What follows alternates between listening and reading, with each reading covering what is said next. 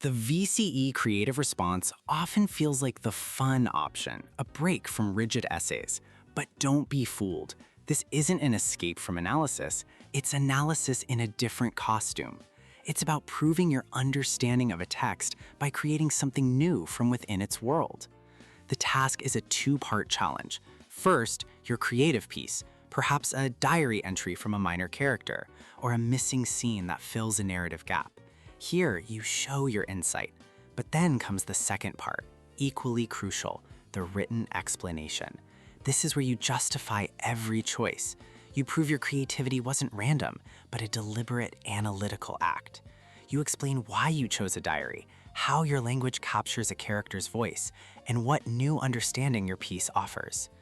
The number one rule is textual fidelity. You are a guest in the author's world. You must respect its core elements, a character's psychology, the established plot, and the original tone.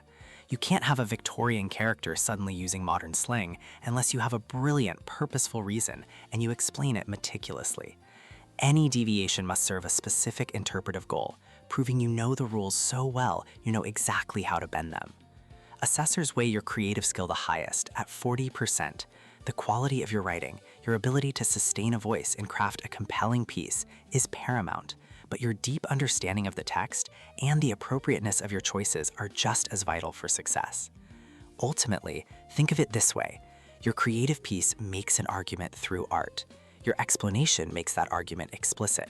When they work together, they don't just tell the assessor what you know, they demonstrate it in a way no traditional essay ever could.